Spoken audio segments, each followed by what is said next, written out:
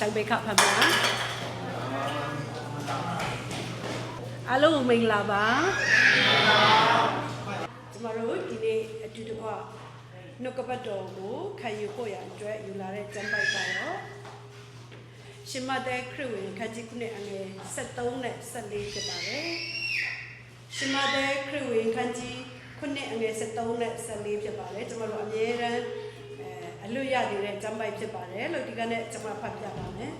ကျင်းသောတကားကိုဝင်ကြတော့ပျက်စီးခြင်းတို့ရောက်တော်လဲနှင့်တကားသည်ကျယ်ဝန်းသည်ဖြစ်၍ဝင်သောသူတို့သည်များကြ၏အသက်ရှင်ခြင်းတို့ရောက်တော်လဲနှင့်တကားသည်အလွန်ချင်းမြောင်းသည်ဖြစ်၍တွေ့ဝင်သောသူတို့သည်လဲကြ၏ဖတ်တော်တဲ့ကျမ်းပိုက်အားဖြင့်အရောက်စီတိုင်းပေါ်ပြတ်ခင်ကောင်းကြည့်ပေးပါစေအာမင်ခုဖတ်တော်တဲ့ကျမ်းပိုက်ကတော့ကျမတို့အမြဲတမ်းတည်နေတဲ့တခြင်းတွေမှာလဲပေါ့နော်အရန်ဆိုကြတဲ့အကြောင်းအရာဖြစ်ပါတယ်ဟိုတစ်ဘက်ကဒီမှာတခြင်းဆိုတဲ့အဖွဲ့ကဒီတခြင်းကိုဆိုလိုက်တဲ့အချိန်မှာကျမစိတ်ထဲမှာပေါ့နော်ဒီဟာကျမရဲ့နှလုံးသားထဲမှာရောက်လာတာဖြစ်တယ်ပေါ့နော်ကျင်းတော်လန်းဆိုရင်ဆိုကြတာနော်ဒီမှာအဲ့ဒါနဲ့ကျမဒီကျမ်းပိုက်ကိုရောက်သွားတာဖြစ်ပါတယ်လို့နော်ကျမတို့တိတိသားဖြစ်တယ်ရောက်စီတိုင်းရဲ့အသက်တာထဲမှာကျမတို့ကျင်းတော်လန်းနဲ့ကျဲတော်လန်းကျမတို့ရဲ့လူသားဖြစ်လာတဲ့အခါမှာကျမတို့ဖျားသခင်ကကျမတို့ကိုဖော်ပြထားတယ်နလန်းထဲမှာကျမတို့ကတလန်းကိုရှောက်ရမှာဖြစ်တယ်ဒါပေမဲ့ကျဲတော်လန်းကိုကြည့်တဲ့အခါမှာကျမတို့ဟာအင်တာမလွယ်ကူတယ်တက်တာတယ်ပျော်စရာကောင်းတယ်ဒါပေမဲ့ကျင်းတော်လန်းလို့ပြောတဲ့အခါမှာကြမ်းတမ်းတယ်ခက်ခဲတယ်ကျင်းမြောင်းတယ်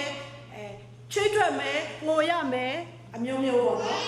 ဒါပေမဲ့ဒီထက်မှာပြောထားလဲဆိုလို့ရှိရင်ဒီကျမ်းပိုက်ကတော့ခရစ်တော်ရဲ့တောင်ပေါ်ဒေသနာတဲကနေသူတရားဟောပြီးမှပေါ့နော်လူတွေကိုပို့ချခဲ့တဲ့အရာတွေထဲကတစ်ချက်ဖြစ်ပါတယ်လို့နော်ဒီကျမတို့ဘာဖြစ်လို့ဒီကျေတော်လန်းနဲ့ကျင်းတော်လန်းပြောတဲ့အခါမှာကျမတို့ယုံကြည်သူတွေရဲ့အသက်တာထဲမှာအင်တန်မှပေါ့နော်ဒီအရေးကြီးတယ်လေလို့ဆိုလို့ရှိရင်ကျေတော်လန်းဆိုတာဘာလဲပေါ့နော်ကျင်းတော်လန်းဆိုတာဘာလဲကျမတို့နည်းနည်းဆင်ခြင်ရအောင်ပေါ့နော်ကျမအမျိုးသားပေါ့နော်အိမ်မှာသူက TV ကြည့်တယ်သူကဘာတွေကြည့်လဲဆိုတော့သူကလူတွေဘယ်လိုပြောမလဲသူတို့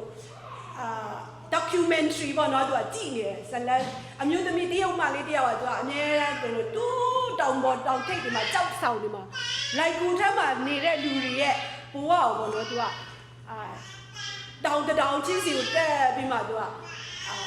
အဲ့ဒီမှာနေတဲ့မိသားစုတွေကသူတို့ generation ပေါ့နော်သူတို့ဘိုးဘွားပြီးကနဲ့နေတဲ့လူတွေသူတို့လူတွေနဲ့မြို့ထဲကလူတွေနဲ့မရောဘဲနဲ့ပေါ့နော်သူတို့အဲ့မှာနေကြတဲ့လူတွေကိုသွားကြည့်ပြီးမှဗီဒီယိုရိုက်တဲ့documentary တခုကိုသူကကြည့်နေတာကျမလည်းခဏလေးဝင်ကြည့်လိုက်တာပေါ့နော်အဲ့မှာဘာတွေ့လဲဆိုတော့အဲ့ဒီလိုက်ကူထဲမှာနေတဲ့လူကြီးကအဖိုးကြီးอ่ะပေါ့နော်အဲ့ဒီအမျိုးသမီးဗီဒီယိုလာရိုက်တဲ့ကောင်မလေးကိုသူ့ရဲ့လိုက်ကူထဲကိုခေါ်သွားတယ်ပေါ့နော်ခေါ်တဲ့အခါမှာ gate မှာပေါ့နော်တကားဝါဆိုတာရှိတယ်အဲ့ဒီ gate ကဘလို့ဖြစ်နေလဲဆိုတော့ဟိုအဲ့ဒီကြောက်ထဲမှာပေါ့နော်ကျင်းကြက်ထဲမှာပေါ့နော်မောင်းနေတာအဲ့မှာအလင်းလည်းမရှိဘူးအဲ့ဒီကျင်းထဲမှာသူကဓမီလေးချုံပြီးမှာပေါ့နော်စင်းနေတယ်အဲ့ခါ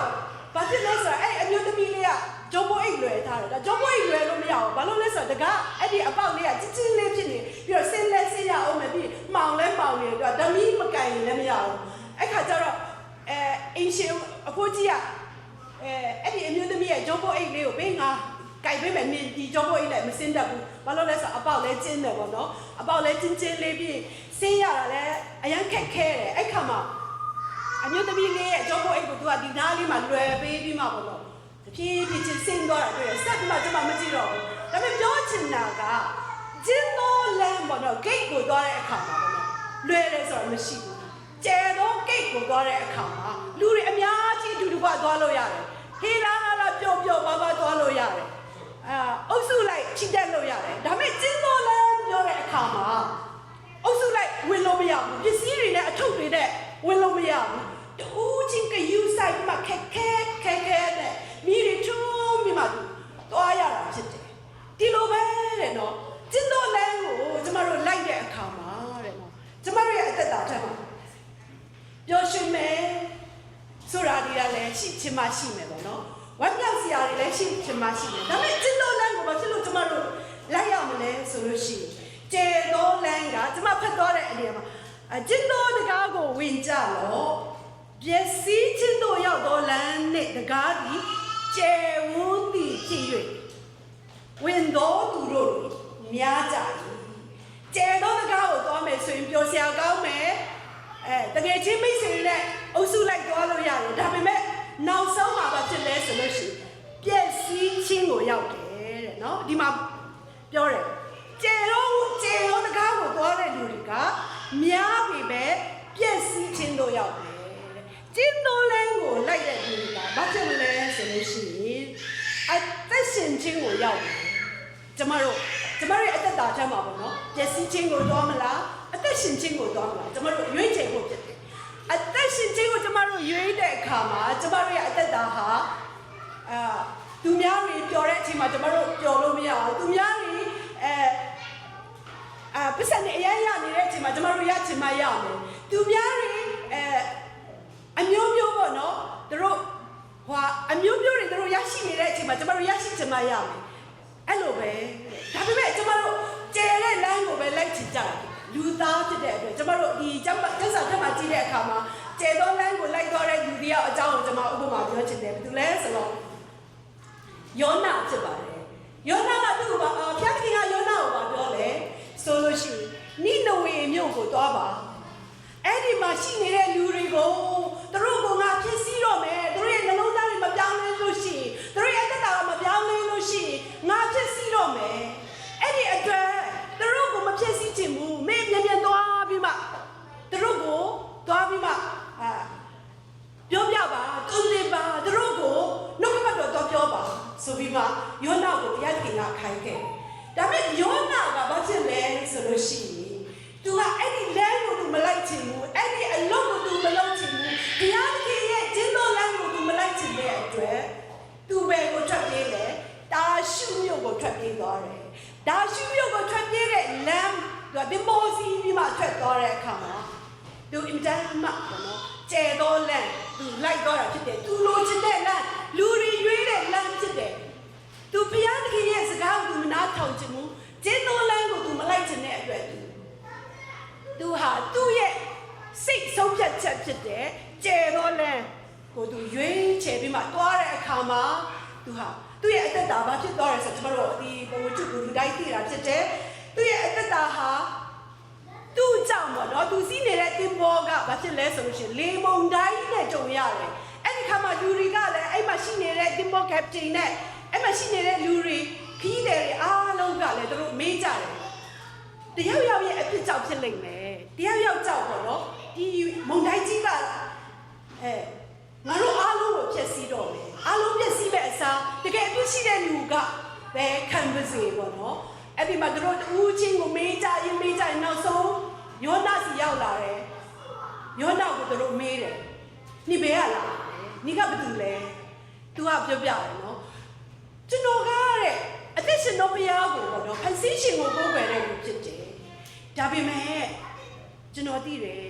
ကျွန်တော်အပြစ်လုပ်ခဲ့တယ်ကျွန်တော်ကျေတော်လမ်းကိုလိုက်ခဲ့တယ်ဘာဖြစ်လို့လဲဆိုလို့ရှိရင်ကျွန်တော်ဘုရားသခင်ကတော့နိနဝေမြို့ကိုသွားခိုင်းတယ်ဒါပေမဲ့ကျွန်တော်အဲ့ဒီလမ်းကိုမလိုက်ချင်လို့ဒီဘက်ကိုထွက်ပြေးလာတာဖြစ်တယ်ကျွန်တော်မှအဖြစ်ရှိပါလေလို့ပြောတဲ့အခါမှာလူတွေကအင်တာမှကြောက်ကြတယ်နော်ကြောက်ကြဘာလို့လဲဆိုတော့ तू ကိုးကွယ်တဲ့ဘုရားကဖန်ဆင်းရှင်ဘုရားအသက်ရှင်သောဘုရားဖြစ်တယ်ဆိုတော့သူတို့ကြောက်ကြတယ်သူတို့ကလည်းသူ့လည်းမတရားတစ်ဖြစ်မလုပ်ချင်ဘူးအဲ့ဒါနောက်ဆုံးကြတော့လေ तू ကလည်းဝန်ခံတယ်ကျွန်တော်အဖြစ်ကြောက်ဒီအားလုံးကပျက်စီးခြင်းဖြစ်သွားလိမ့်မယ်ကျွန်တော်ကိုသမုတ်တရားထဲကိုပြစ်လိုက်ပါအဲ့ဒါလူတွေကလည်းနောက်ဆုံးတော့မတက်တာတဲ့အဆုံးမှာသူ့ပြစ်ချလိုက်တယ်သူ့ရဲ့အသက်တာငါးကြီးမျိုးချတယ်ကျွန်တော်အားလုံးသိပြီးသားဖြစ်တယ်ပြောချင်တာကကျွန်တော်ရဲ့အသက်တာမှာဘုရားသခင်ကကျွန်တော်ကိုကျင့်တော်လမ်းကိုလိုက်ခိုင်းတာဖြစ်တယ်တို့တော့ကျွန်တော်ဟာမိမိစန္ဒကျွန်တော်ရဲ့နှလုံးသားတွေကကျွန်တော်ရဲ့အသက်တာတွေကဘာဖြစ်လဲဆိုတော့ကျဲတော်လမ်းကိုပဲလိုက်ချင်တယ်ဘာဖြစ်လို့လဲဆိုလို့ရှိရင်ကျွန်တော်ရဲ့အသက်တာဟာအပြစ်ရှိတဲ့အသက်တာတွေဖြစ်တယ်အပြစ်လုပ်ဖို့ရအတွက်အင်တာမမြန်တဲ့လူတွေဖြစ်တယ်အပြစ်ကိုလုပ်ချင်တဲ့နှလုံးသားအထဲမှာပေါ့နော်ကျွန်တော်ရဲ့စန္ဒထဲမှာအမြဲတမ်းရှိတယ်နော် မတို့အပြစ်သားဖြစ်တဲ့အတွက်ရောမအခန်းကြီး3အငယ်23မှာပြောလဲဆိုလို့ရှိရင်အဘဲကြောင့်မှုကလူအပေါင်းတို့ဒီဒုစရိုက်ကိုဘုရားသခင်ရှေ့တော်၌အသေးပြတ်ကြတယ်ကျမတို့ကျဲတော်လင်းကိုလိုက်တဲ့အပြစ်တွေပြုကြတယ်နော်ကျမတို့အသက်တာထက်မှာအပြစ်ကိုပြုပြီးမှဂလာတိအငယ်အခန်းကြီးကအငယ်19နဲ့20မှာရောပြောလဲဆိုလို့ရှိရင်ကျမခဏလေးဖတ်ပြအောင်နော်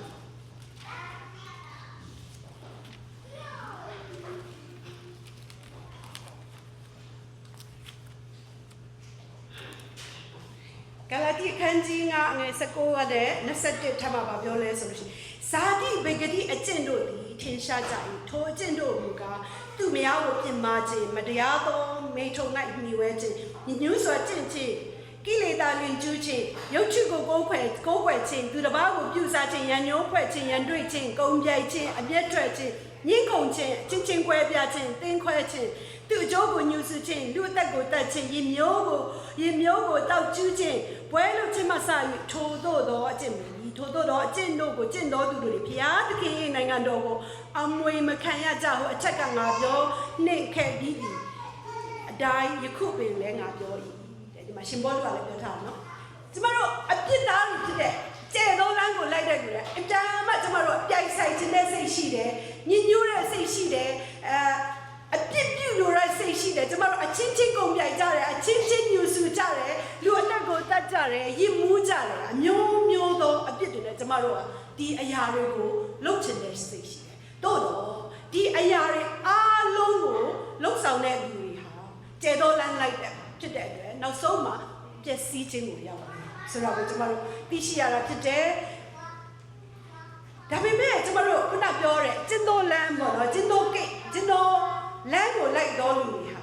နော်ကျမတို့အသက်တာဟာကျန်တဲ့လမ်းကိုလိုက်ရတာဖြစ်တယ်ကျမတို့ဒီခါတရမှာ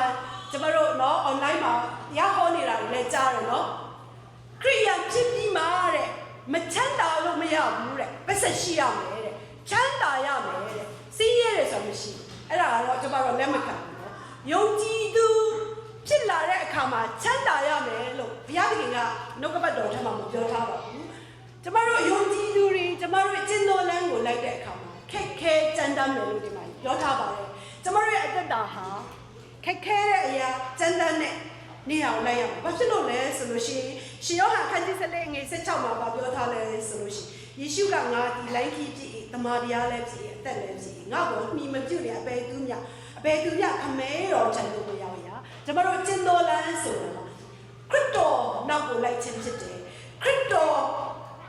နဲ့အတူလျှောက်လန်းခြင်းဖြစ်ပါတယ်ခရစ်တော်နဲ့ခရစ်တော်ကပြောထားတယ်ငါဒီလိုင်းကြီးဖြစ်တမာတရားလည်းဖြစ်အသက်လည်းဖြစ်ကျမတို့ခရစ်တော်နဲ့အတူမတော်လို့ရှိရင်အဲ့ဒီလမ်းဟာကျင့်တော်လမ်းလုံးဝမဟုတ်ပါဘူးကျမတို့ရဲ့အသက်တာကျင့်တော်လမ်းဆိုတာခရစ်တော်နောက်လိုက်ခြင်းဖြစ်ပါတယ်ခရစ်တော်ကဲ့သို့ကျမတို့စ조사ပြီးမှအသက်ရှင်ခြင်းဖြစ်တယ်ခရစ်တော်ရဲ့စိတ်သဘောထားကိုကျမတို့ယူတင်ဝတ်ဆောင်ခြင်းဖြစ်တယ်ဆိုတော့ကျမတို့နားလည်ရမှာဖြစ်တယ်ဒါကြောင့်ကျမတို့ရဲ့အသက်တာဟာခရစ်တော်ရဲ့ဓမ္မတရားကိုလက်ခံပြီးမှကျမတို့ကားတိုင်လမ်းကိုလိုက်တဲ့အခါမှာကျမတို့ကကြက်တယ်ဆိုလို့ရှိရင်ကျမတို့ရဲ့အသက်တာဟာနောင်တနဲ့အသက်ရှင်တဲ့အသက်တာဖြစ်တယ်ကျမတို့ရဲ့နောင်တတရားနဲ့ကျမတို့မသွားလို့ရှိရင်ဒီကျင်းတော်လမ်းကိုသွားလို့မရနောင်တရောက်ဖို့ကလည်းကျမတို့ရဲ့အသက်တာဟာနောင်တနဲ့သွားဖို့အတွက်ကျမတို့ရဲ့အသက်တာနှိမ့်ချခြင်းအသက်တာမရှိဘဲနဲ့ကျမတို့သွားလို့မရကျမတို့ရဲ့အသက်တာကျင်းတော်လမ်းကိုသွားတဲ့အခါမှာကျမတို့ဟာနောင်တနဲ့သွားရအောင်ဖြစ်တယ်နောင်တဆိုတဲ့နေရာမှာကျမတို့နှလုံးသားကမာနကြီးတစ်ခဲသားနဲ့ငါတတ်တယ်ငါလုံနိုင်တယ်ငါဖြစ်တယ်ငါဆိုတဲ့စိတ်နဲ့ကျမတို့သွားတဲ့အခါမှာကျမတို့ရဲ့အသက်တာဟာကျင်းတော်လမ်းကိုမရောက်ဘဲနဲ့ကျဲတော်လမ်းကိုရောက်သွားမှာဖြစ်ပါတယ်ဒါကြောင့်ကျမတို့ရဲ့အသက်တာထဲမှာယုံကြည်ခြင်းရှိဖို့ရန်အတွက်ကျမတို့ရဲ့အသက်တာထဲမှာယုံကြည်ခြင်းရှိဖို့ရအတွက်ပထမဆုံးနောင်တရရမယ်နောင်တရဖို့ရအတွက်ကျမတို့ကဥစွာနှိမ့်ချတဲ့အသက်တာရှိရမှာဖြစ်တယ်ပြီးလို့ရှိရင်ကျမတို့ရဲ့အသက်တာဟာအရေးကြီးဆုံး၃ချက်ရှိပါတယ်နံပါတ်1ကကျမတို့ရဲ့အသက်တာယုံကြည်ခြင်းနဲ့ရှောက်ဖို့ရအတွက်ကျမတို့ဟာနောင်တတရားရှိရမယ်နောင်တတရားကိုကျမတို့ဟာနှိမ့်ချတဲ့နှလုံးသားမဟုတ်ပဲနဲ့ ငါဆိုတဲ့စိတ်နဲ့ကျမတို့ဝင်လို့မရပါဘူးကျမရဲ့နှလုံးသားနံပါတ်1နှိတ်ချတဲ့နှလုံးသားဖြစ်ရမယ်နှိတ်ချပြီးကျမတို့ရဲ့နောင်တတရားနဲ့ယုံကြည်ခြင်းနဲ့ကျမတို့သွားရမှာဖြစ်တယ်နောက်တစ်ချက်ကတော့ခရစ်တော်ပြုခဲ့တဲ့အမှုတွေကျမတို့အားလုံးယုံကြည်လက်ခံရမှာဖြစ်တယ်ကားတိုင်းမှာခရစ်တော်ပြုခဲ့တဲ့အမှုတွေအမှုပြီးသွားတာကိုကျမတို့လက်ခံပြီးမှယုံကြည်ရမှာဖြစ်တယ်ခရစ်တော်ကကျမတို့အတွက်အသေးခံသွားပြီးကျမတို့ကိုယ်စားအဖြစ်ကိုယူဆောင်သွားပြီးခရစ်တော်ကိုကျမတို့လုံးဝယုံကြည်ခြင်းအဖြစ်ကျမတို့ဟာဒီအရာဒီကျင့်တော်လမ်းကိုသွားလို့ရတာဖြစ်တယ်ကျမတို့အသက်တာထဲမှာတစ်ခါတည်းရမှာပေါ့နော်ကျမရဲ့အသက်တာထဲမှာခရစ်တော်ကိုယုံတယ်လို့မယုံတယ်လို့နဲ့အသက်ရှင်တဲ့အချိန်တွေအများကြီးရှိတယ်ယုံတယ်လို့ပြောပြီးမှကျမတို့ရဲ့အသက်တာထဲမှာမလျှောက်တဲ့လိုက်မလျှောက်တဲ့နေ့တွေအများကြီးရှိတယ်ကျမရဲ့နှလုံးသားထဲမှာခရစ်တော်ပြုတဲ့အမှုတွေအားလုံးကိုကျမတို့ယုံကြည်လက်ခံပြီးမှကျမတို့ရဲ့နောင်တတရားနဲ့ကျမတို့နှိတ်ချတဲ့နှလုံးသားနဲ့ယုံကြည်ခြင်းနဲ့သွားရမှာဖြစ်တယ်နောက်တစ်ချက်ကတော့ကျမတို့ရဲ့အသက်တာဘာလဲဆိုလို့ရှိရင်မိမိကိုယ်ကိုညှင်းပယ်တဲ့အသက်တာနဲ့ရှောင်ရမှာဖြစ်တယ်ခရစ်တော်ကိုလက်ခံတဲ့အခါမှာကျမတို့ကမိမိကိုယ်ကိုညှင်းပယ်တဲ့အသက်တာဒီအရာကအမြဲတမ်းခက်ခဲပါတယ်ကျမတို့ယုံကြည်တယ်ပြောလို့အမြဲတမ်းလွယ်ဒါပေမဲ့ခရစ်တော်နောက်လိုက်ပဲဆိုလို့ရှိရင်မင်းမရှိတဲ့အရာတွေအကုန်လုံးဆွလုပ်ခဲ့ပါမိရဲ့ဝတ္တနာတွေအကုန်လုံးဆွလုပ်ခဲ့ပါကျမတို့ဘလုံးခွဲတော်မဆွလုပ်နိုင်ဘူးနော်ကျမတို့ရဲ့အသက်တာထဲမှာစင်ကျင်ဖို့ရတဲ့ဒီနေ့ကျမတို့စင်ကျင်ဖို့ရဆွလုပ်ဖို့ညှင်းပယ်ဖို့ကိုယ့်ရဲ့အလိုတွေအားလုံးကိုညှင်းပယ်ဖို့ကျမတို့မတက်နိုင်သေးရင်တောင်မှကျမတို့ဒီအရာတွေကိုညှင်းပယ်ရမှာပါလားဒီအရာတွေကိုနေ့စဉ်နဲ့အမျှကျမတို့ရဲ့အတ္တတွေကိုကျမတို့ရဲ့လူစားတိသဘောတွေကိုကျမတို့နေ့စဉ်နဲ့အမျှပေါ့နော်စိတ်နဲ့ထိမ့်ချုပ်နိုင်တယ်ဆိုရင်ထိမ့်ချုပ်ဖို့ကျမတို့တတိရတယ်ဆိုရင်ဒါတော့ဒီလမ်းထဲကိုရောက်နေကျင်းတော်လမ်းထဲကိုရောက်နေပြီနော်ကျမတို့မလုပ်နိုင်သေးရင်တော့မှအကုန်လုံးမဆွတ်လွတ်နိုင်သေးရင်တော့မှမငင်းပယ်နိုင်ရင်သေးရင်တော့မှကျမတို့ငါမငင်းပယ်နိုင်သေးဘူးငါအတ္တရှိနေသေးတယ်လို့ကျမတို့စင်ချင်မိတယ်ဆိုရင်ဒီကျမတို့ကျင်းတော်လမ်းကိုရောက်နေပါကျမတို့ကိတ်ထဲဝင်ဖို့ပဲပေါ့နော်ဒါကြောင့်ကျင့်တော်လမ်းဆိုတာကျမတို့ပြောမယ်ဆိုလို့ရှိရင်ခရစ်တော်နောက်လိုက်ခြင်းဖြစ်တယ်ခရစ်တော်ကိုကျမတို့ရဲ့အသက်သခင်နဲ့အနေနဲ့ကျမတို့လက်ခံခြင်းဖြစ်တယ်ခရစ်တော်ဟာလမ်းခီးဖြစ်တယ်လို့ပြောသလိုကျမတို့ဟာအဲ့ဒီလမ်းခီးကိုလိုက်ခြင်းဖြစ်တယ်ဒါကြောင့်ကျေတော်လမ်းဆိုတဲ့ကျမတို့ရဲ့အသက်တာထဲမှာပေါ့နော်ကျေတော်လမ်းဆိုတဲ့ကျမတို့ရဲ့မိမိကိုယ်ကိုတတ်နိုင်ခြင်းပေါ့နော်ငါလို့ရင်ဖြစ်တယ်ငါဖြစ်နိုင်တယ်ငါတတ်နိုင်တယ်ဆိုတော့ကိုအားကိုပြီးမှသွားတာပေါ့နော်ဥပမာပြောမယ်ဆိုရင်ကျမတို့ဘာသာတရားတွေအများကြီးရှိတယ်ကျမတို့ရဲ့ခရိယန်တရားကတော့ကျမတို့ကိုယ့်ဟောက်ကိုစ조사လို့လုံးဝမရနိုင်ဘူးကဲတင်ချင်းကိုကျမတို့ကိုယ့်ဟောက်ကိုစ조사အလူတွေအများကြီးပေးတယ်နေ့တိုင်းဖျားเจ้าမှာတည်းစီလဲတယ်နေ့တိုင်းကဟင်းချက်နေတယ်ဖျားเจ้าကတခါမှမပြတ်ဘူးဒီလိုစ조사ခြင်းအပြင်ကျမတို့ရအသက်တာပြောင်းလဲခြင်းကဲတင်ချင်းရနေတာမဟုတ်ဘူးဒါပေမဲ့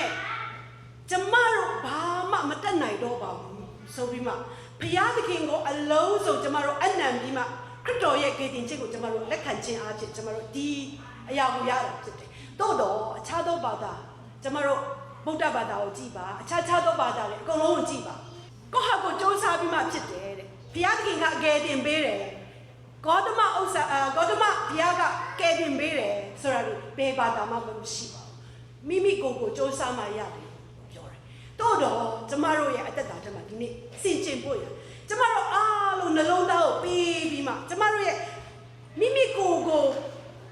ညှင်းပယ်ပြီးမှကျမတို့ကားတိုင်းထမ်းပြီးမှခရစ်တော်နောက်လိုက်ခြင်းဟာကျမတို့ကျင့်တော်လမ်းကိုလိုက်ခြင်းဖြစ်တယ်။အဲဒီအခါမှာကျမတို့ထာဝရအသက်ကိုရမှာဖြစ်တယ်။ကယ်တင်ခြင်းကိုရမှာဖြစ်တယ်။ကျမတို့ရဲ့နောက်ဆုံးသောသူတို့ကိုရရှိဖို့ရတဲ့ဒီကျင့်တော်လမ်းကိုလိုက်ရမှာဖြစ်တယ်။ဒါကြောင့်ကျမတို့ဒီနေ့ယုံကြည်သူအယောက်စီတိုင်းရဲ့အသက်တာထဲမှာကျမတို့မိမိကိုယ်ကိုစင်ကြယ်ရအောင်ကျဲတော်လမ်းမှာပဲရှိနေသေးသလား။ကျဲတော်လမ်းလို့ပြောတဲ့အခါမှာ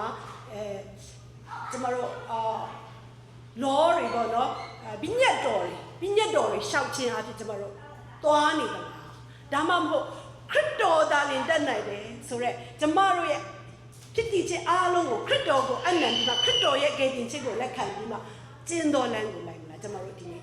စင်ကျင်ပြီးမှကျမတို့ကျင့်တော်လမ်းကိုရွေးနိုင်တဲ့သူအရောက်စီတိုင်းဖြစ်ကြရအောင်လို့နှုတ်ကပတ်တော်အဖြစ်ဝင်ငါချင်တာများလောက်ဖြစ်တဲ့ရောက်စီတိုင်းပေါ်ဖြတ်ခင်ကောင်းချီးပေးပါစေအာမင်